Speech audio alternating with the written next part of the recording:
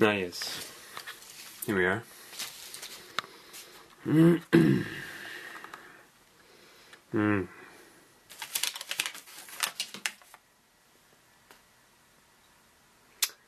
Yep.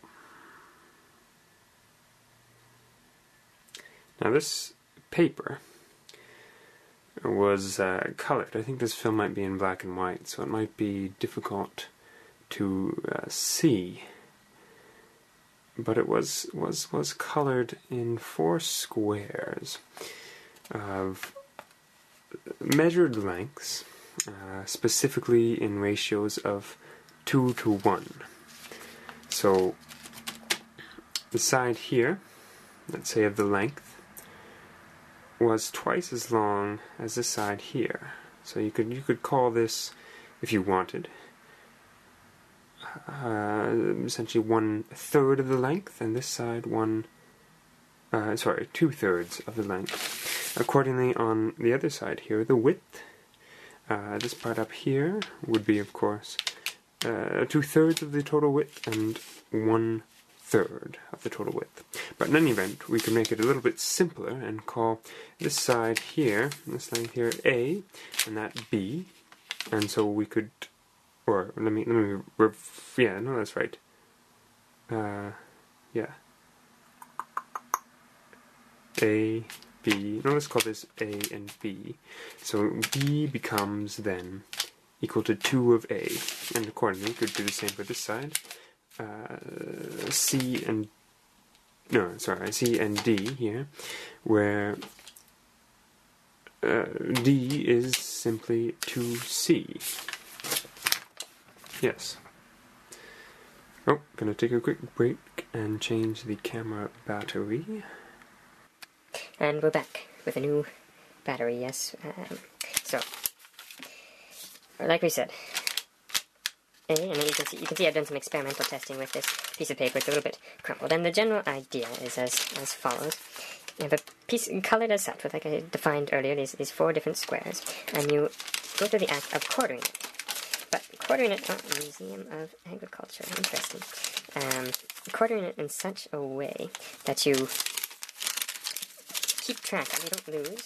Let me find a better spot for this guy. It's quartered in such a way where we don't lose that central vertex.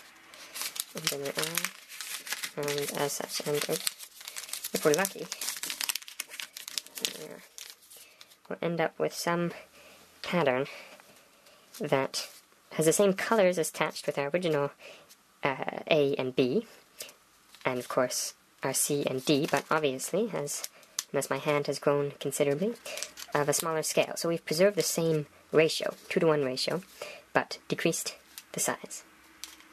Cool.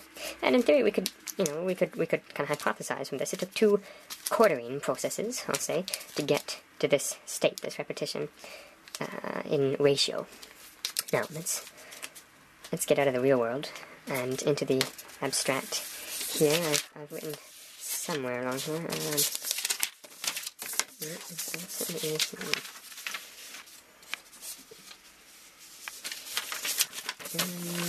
yes, and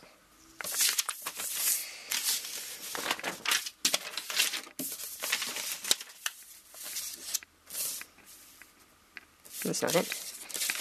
Ah, here it is. So, let's shed some light on this subject.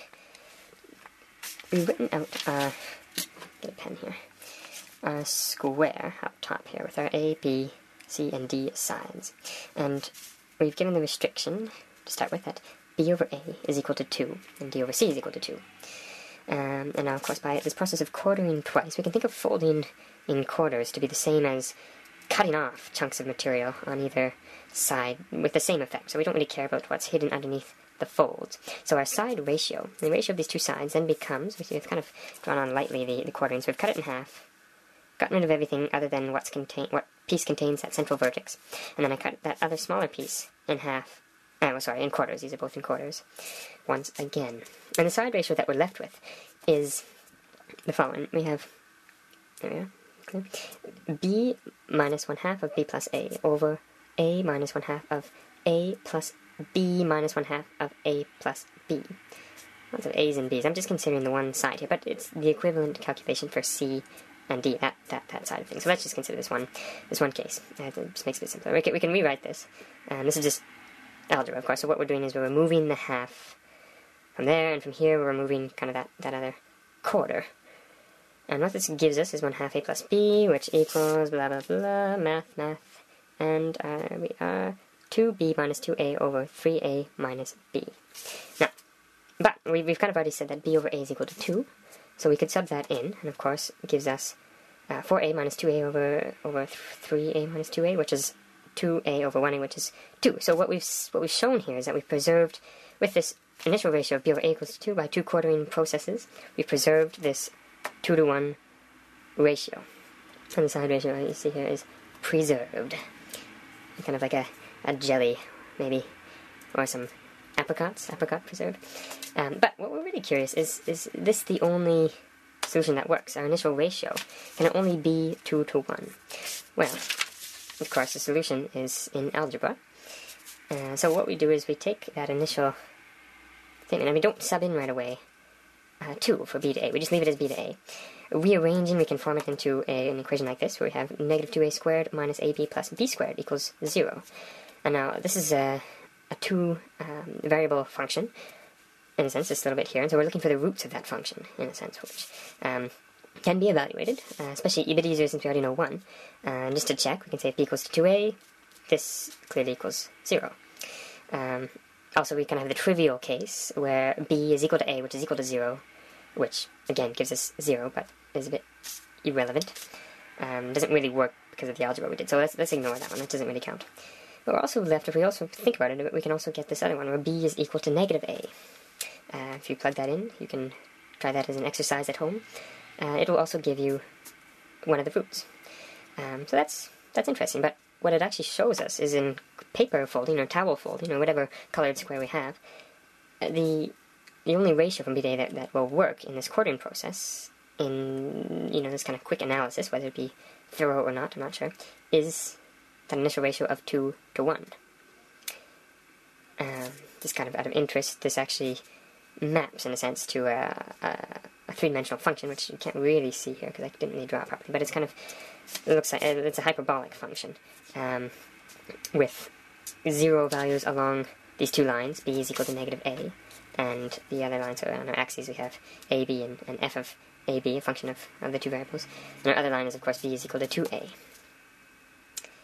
And yeah, so with regards to quartering, your 2-to-1 ratio is actually kind of significant for this process to work. You can see very quickly that there are some other cases that don't work. Take for example which one? This one's kind of neat. Pretty straightforward. A square, if it's divided equally into just 4 squares of equal size, after one quartering process, you've lost the other information. So clearly that doesn't work. Another, perhaps not so obvious one, would be to take a ratio of, you can see it here, something like 1 over 6 to 5 over 6, so 1/6 to 5/6, a ratio of 5-to-1.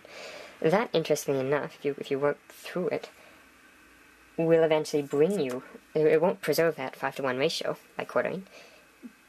Oh, did I do that right? Oh, I've identified a mistake. No,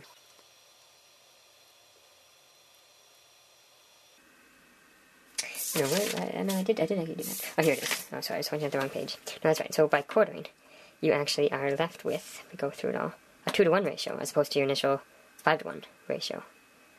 So it changes the ratios, but you can actually arrange it so you quarter it and then form your 2-to-1 ratio towel.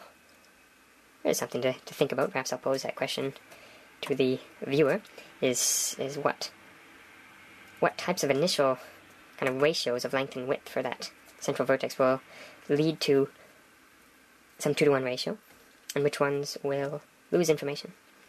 Anyways, stuff to think about.